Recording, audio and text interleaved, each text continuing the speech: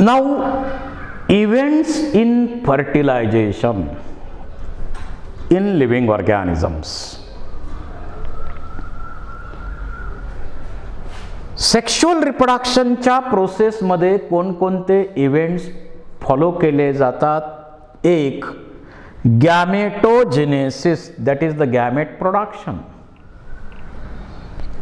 Fusion of male and female gamete to produce zygote, that is fertilization. And post fertilization changes, zygote leads to embryo and embryo into future organism. तीन टाइपचे event इथं organism मध्ये follow केले जातात. पहिला आहे gamete production. Gamete production and gamete transfer. जर आपण आल्गीचा विचार केला तर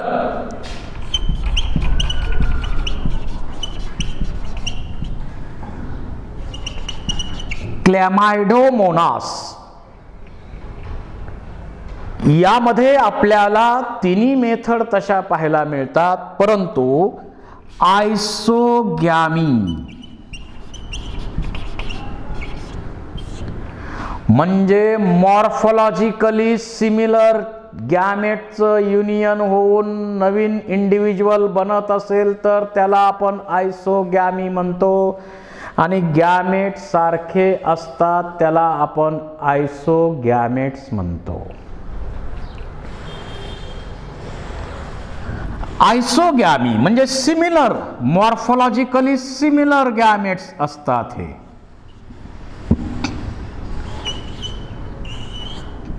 दोन मॉर्फोलॉजिकली सिमिलर गॅमेट मध्ये युनियन होऊन नवीन इंडिव्हिज्युअल बनत असेल तर त्याला आयसोगॅमी म्हणायचं. सेक्शुअल रिप्रोडक्शनच्या प्रोसेसमध्ये सुरुवातीची मेथड हीच आहे, आयसोगॅमी.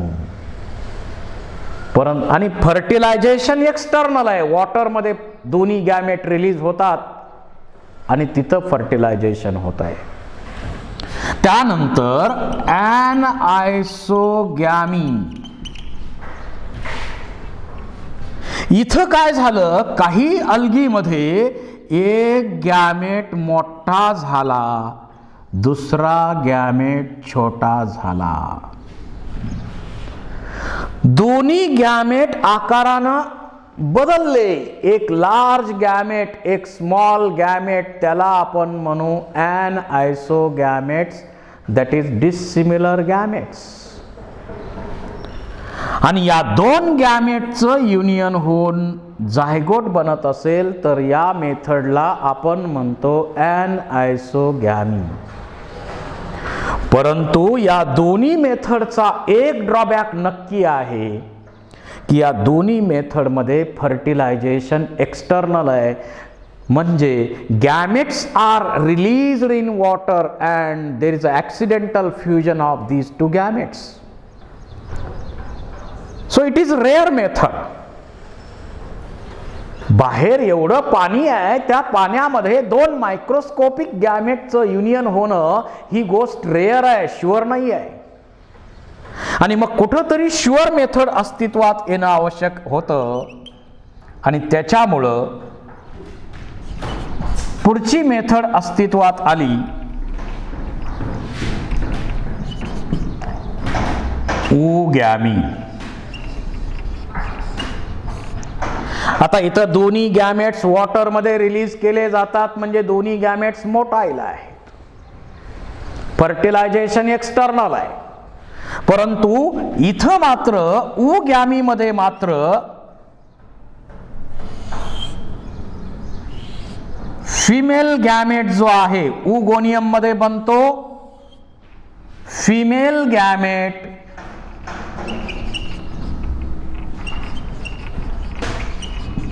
Non motile. फिमेल गॅमेट कसा आहे? नॉन मोटाईल आहे, लार्ज आहे, पॅसिव्ह आहे. फिमेल रिप्रोडक्टिव्ह बॉडी जी आहे ती बॉडी सोडून हा गॅमेट बाहेर पडत नाही. पण मेल गॅमेट्स जे आहेत त्याचा नंबर लार्ज आहे, साईज स्मॉल आहे, ते ऍक्टिव्ह आहेत, मोटाईल आहेत. आणि हे मेल गॅमेट्स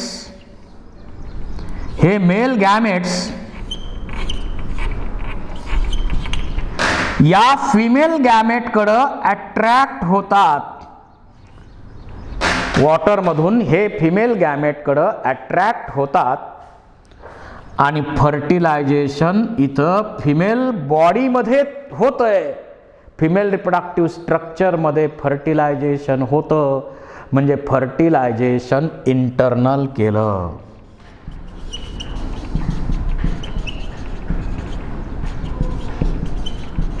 फर्टिलायझेशन इंटरनल केलं आणि हा ॲडव्हान्टेज या ऊगॅमीमध्ये आहे.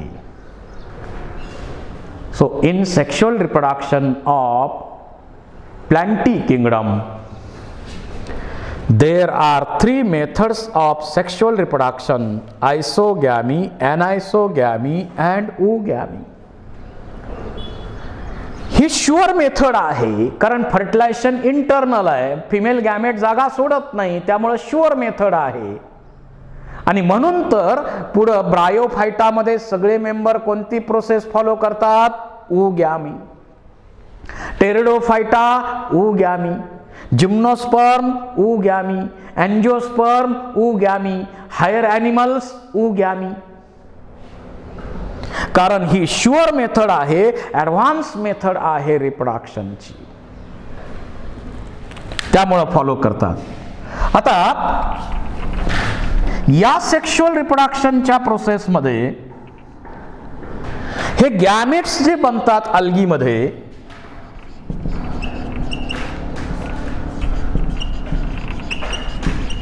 हे कसे असतात? Unicellular,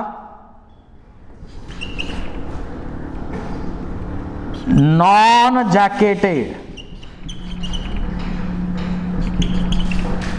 unicellular non jacketed gametes हे अल्गीमध्ये मोस्टली तयार होतात.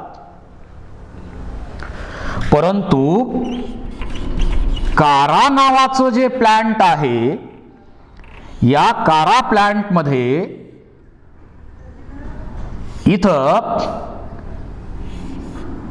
वरच्या बाजूला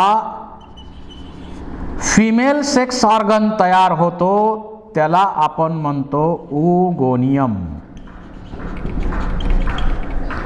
आणि लोअर साइडला अँथ्रिडिया तयार होतात.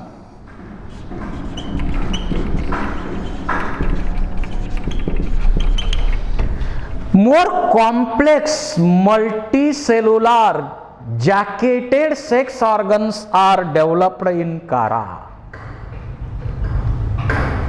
कारामध्ये जॅकेटेड सेक्स ऑर्गन्स तयार झालेत, ओगोनियम कॉम्प्लेक्स तयार झाला, मल्टीसेल्युलर तयार झाला आणि अँथ्रिडिया सुद्धा मल्टीसेल्युलर जॅकेटेड असे स्ट्रक्चर्स कारा नावाच्या अल्गीमध्ये तयार होतात. त्यानंतर ब्रायोफायटामध्ये जर आपण पाहिलं,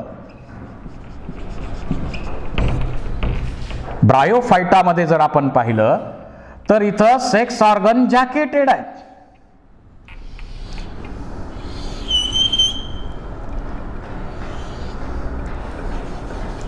फिमेल सेक्स ऑर्गन, इथं फिमेल सेक्स ऑर्गन बनलेला आहे आर्किगोनियम. या फिमेल सेक्स ऑर्गन मध्ये स्टॉक आहे, हे वेंटर आहे आणि हे नेक आहे. presence of jacketed sex organ is a characteristic feature of Bryophyta pteridophyta. Riccia सारखं जे ब्रायोफाइट आहे ते कसं आहे, बायसेक्शुअल आहे. एकाच बॉडीवरती दोन्ही सेक्स ऑर्गन बनतात. परंतु मार्कॅन्शिया सारखं ब्रायोफाइट आहे, हे कसं आहे, डायोसियस आहे. डायोसियस म्हणजे बायसेक्शुअल आहे, युनिसेक्शुअल आहे, युनिसेक्शुअल आहे. आणि इथं फिमेल सेक्स ऑर्गन बनतो आर्किगोनियम. यामध्ये स्टॉक आहे, वेंटर आहे ग्लोब्युलर, त्यामध्ये एग आहे, एक वेंटर कॅनॉल सेल आहे, आणि इथं नेक कॅनॉल सेल आहे, आणि इथं कव्हर सेल्स किंवा लीड सेल्स 4 आहेत.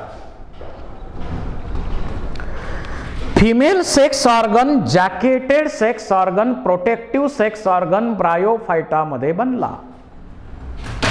आणि मेल सेक्स ऑर्गन जो बनतो, मेल सेक्स ऑर्गन सुद्धा इथं स्टॉक आहे, त्यावर हे कॅप्सूल आहे, आणि याच्यामध्ये अँड्रोसाइट सेल्स तयार होतात.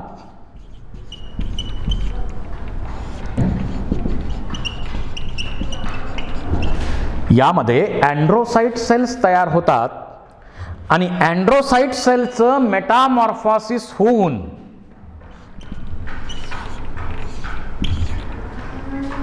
मोटाईल मेल गॅमेट्स अँथ्रेझॉइड्स बनतात.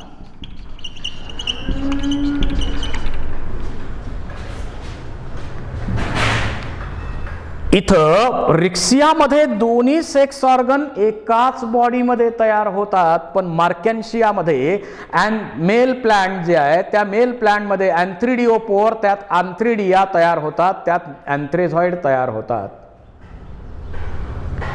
आर्किगोनिओपोर, त्यात आर्किगोनिया, त्यात एग, असे सेपरेट प्लांट वरती हे सेक्स ऑर्गन ब्रायोफाइटामध्ये मार्कॅन्शिया सारख्या तयार होतात. आणि इथं जे मेल गॅमेट्स तयार झालेले आहेत, हे मेल गॅमेट या फिमेल गॅमेटच्या नेककडे अट्रॅक्ट केले जातात किमोटॅक्सिक मोमेंट होऊन. म्हणजे गॅमेट ट्रान्सफर हा जो कन्सेप्ट यामध्ये आहे, हे gamete, mail gamete female gamete कडे किमोटॅक्सिक मोमेंट होते. म्हणजे या नेकला, या नेकच्या टिपला काही एनसीसी व्हीसीसी डिजनरेट होतात मॅच्युरिटीच्या वेळी, आणि एक म्युसिलेज बनतो, वॉटर ॲब्सॉर्ब केलं जातं, आणि हा म्युसिलेज लीड सेल सेपरेट होऊन हा या वरच्या टोकाला म्युसिलेज येतो, आणि त्याच्याकडं हे अँथ्रेझॉइड जे आहेत, हे अँथ्रेझॉइड्स या टोकाकडं अट्रॅक्ट केले जातात. आता ब्रायोफाइटा असतील तर ते अट्रॅक्ट करण्यासाठी इथं शुगरी केमिकल्स काही त्याच्यामध्ये सिक्रेट होतात. टेरिडोफाइटा असतील तर त्याच्यामध्ये सेक्स ऑर्गन साधारण असेच आहेत, त्यांच्यामध्ये नेकला मॅलिक ऍसिड तयार होतं आणि ते अट्रॅक्ट करण्याचं काम करतं. म्हणजे गॅमेट्स अट्रॅक्शनसाठी वेगवेगळ्या मेकॅनिझम आहेत, आणि हे पाण्यामधून होतंय. So process of fertilisation takes place in presence of water only. आता जिम्नोस्पर्म मध्ये काय होतंय, जिम्नोस्पर्म मध्ये म्हटलं तर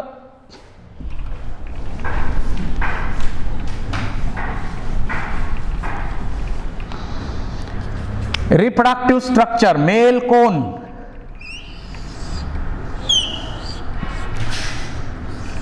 मेगास्पोरोफिल,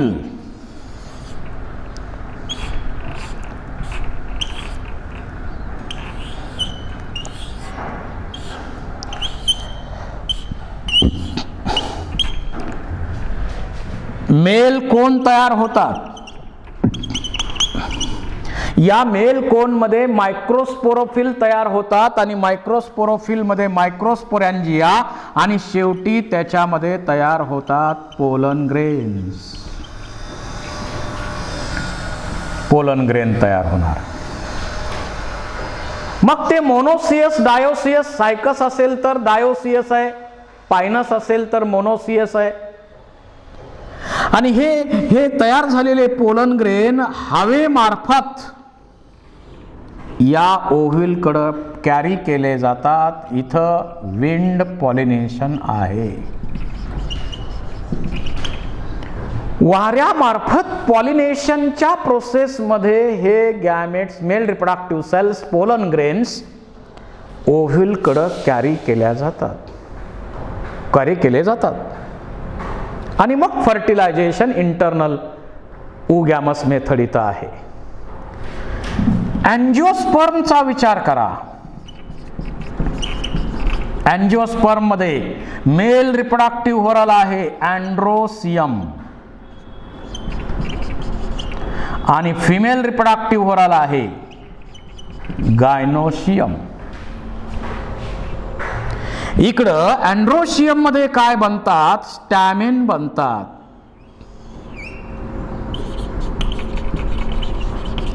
आणि गायनोशियम मध्ये काय बनतात?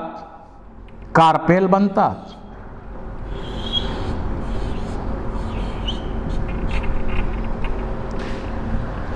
आणि या अँड्रोशियम मध्ये आता इथं फ्लावर कसे असतील? बायसेक्शुअल असतील किंवा युनिसेक्शुअल असतील?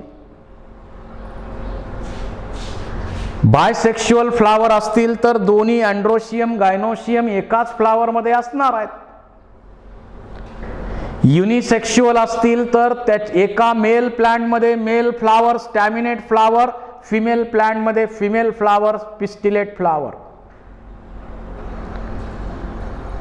काही मेज सारखे प्लांट आहेत की त्याच्यामध्ये मेल फ्लावर पण त्याच प्लांटवर, फिमेल फ्लावर पण त्याच प्लांटवर. मोनोसियस कंडिशन आहे पण युनिसेक्शुअलिटी आहे. आणि या प्रोसेस मध्ये सुद्धा इथं प्रोटेक्शन वाढलंय. पुढे इव्होल्युशन मध्ये त्या मेल रिप्रोडक्टिव्ह सेल आणि फिमेल रिप्रोडक्टिव्ह सेल आहेत, त्यांना आणखी प्रोटेक्शन वाढत गेलेलं आहे. आणि इथं जे पोलन ग्रेन तयार होतात अनेक प्रकारच्या एजन्सीमुळे पॉलिनेशनच्या प्रोसेसमध्ये हे पोलन ग्रेन गॅमेट जे आहेत, गॅमेट म्हणता येणार नाही, पार्शियली डेव्हलप्ड पार्ट आहे तो, आणि हे पोलन ग्रेन या स्टिग्मा पर्यंत पोहोचतात. म्हणजे सेक्स ऑर्गन बनणे, गॅमेट बनणे Thallophyta, Bryophyta, Pteridophyta, gymnosperm, angiosperm यांच्यामध्ये अशा प्रकारे सेक्स ऑर्गन बनतात, त्यात गॅमेट बनतात आणि हे गॅमेट अशा प्रकारे कॅरी केले जातात, ट्रान्सफर केले जातात. जर ॲनिमलचा विचार केला, जर ॲनिमलचा विचार केला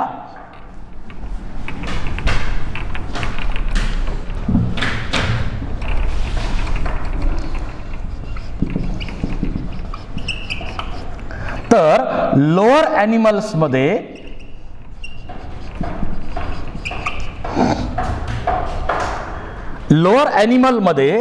बायसेक्शुअलिटी आहे.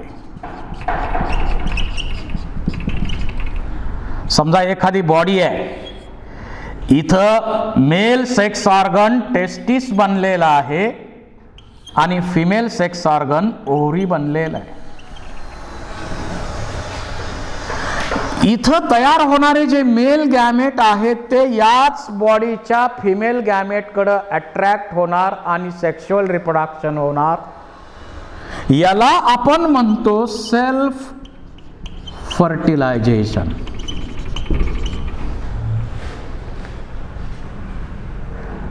Self fertilization. मग ज्यांच्यामध्ये सेल्फ फर्टिलायझेशन असेल लोअर ॲनिमल मध्ये, त्यांच्यामध्ये व्हेरिएशन, इव्होल्युशन कसं असेल? Chances of variation are very very less. आणि त्याच्यामुळं अर्थवर्म सारखा ॲनिमल विचारात घेऊ आपण. अर्थवर्म तसा विचार केला तर बायसेक्शुअल आहे. बायसेक्शुअल आहे. एकाच बॉडीमध्ये मेल आणि फिमेल रिप्रोडक्टिव्ह स्ट्रक्चर तयार होत आहे, परंतु त्याच्यामध्ये क्रॉस फर्टिलायझेशन होत आहे.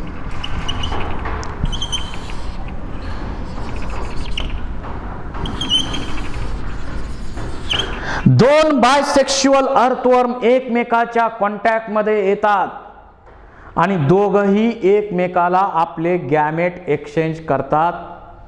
बायसेक्शुअल असताना सेल्फ फर्टिलायझेशन इथं होऊ नये, क्रॉस फर्टिलायझेशन करण्यासाठी अर्थवर्मनी फार महत्वाचा निर्णय घेतला, प्रयत्न केलेला आहे. आणि पुन्हा लक्षात आलं की मग जर बायसेक्शुअलिटीचा उपयोगच नसेल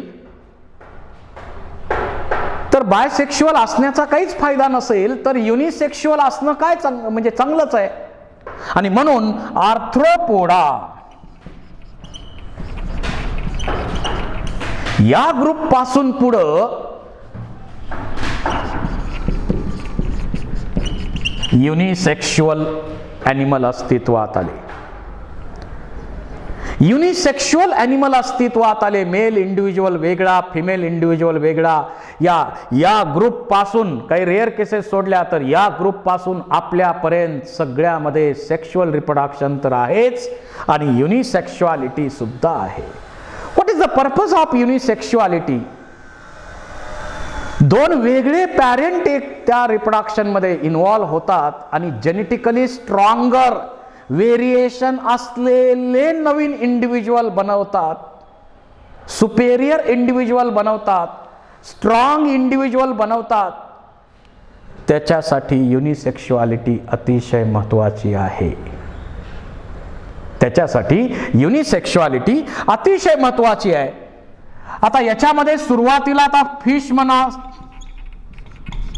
फ्रॉग म्हणा, हे काय करतात? यांच्यामध्ये एक्सटर्नल फर्टिलायझेशन आहे. ठीक आहे, युनिसेक्शुअल आहे पण फर्टिलायझेशन एक्सटर्नल आहे. दोन्ही आपले गॅमेट रिलीज करणार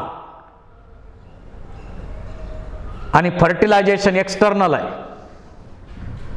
बाहेर पाण्यामध्ये फर्टिलायझेशन होईल. परंतु नंतर लक्षात आलं की हे काही बरोबर नाही आहे, कारण चान्सेस कमी आहेत. त्यासाठी इंटरनल फर्टिलायझेशन महत्वाचं आहे.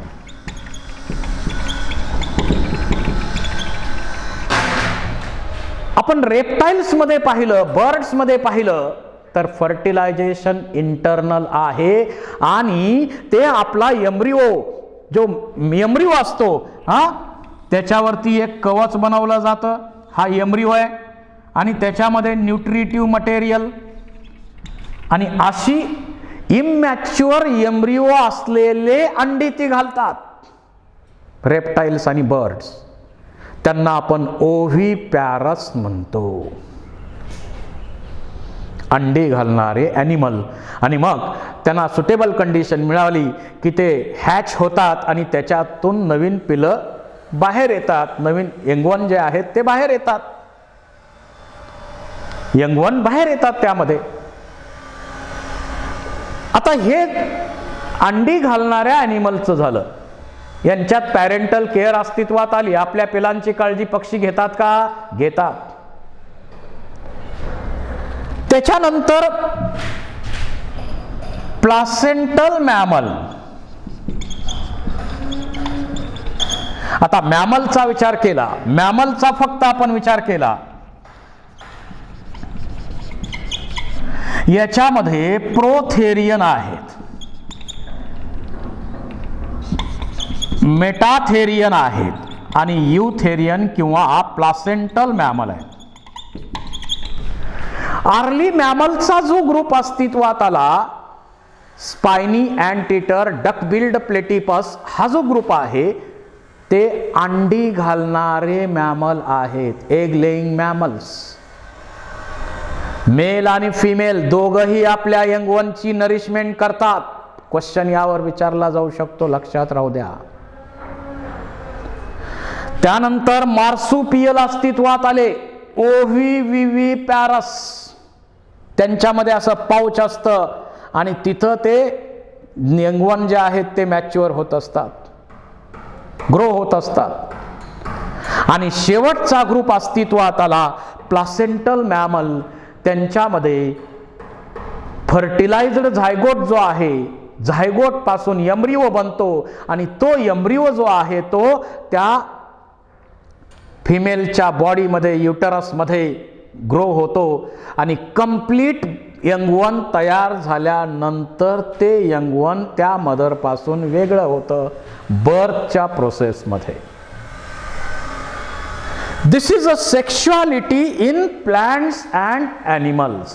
प्लांट आणि ॲनिमल्स यांच्यामध्ये अशा प्रकारची सेक्शुअलिटी आपल्याला पाहायला मिळते. गॅमेट प्रोडक्शन आणि गॅमेट ट्रान्सफर म्हणजे गॅमेटोजेनेसिसचं आर्टिकल याप्रमाणे आहे. Thank you very much.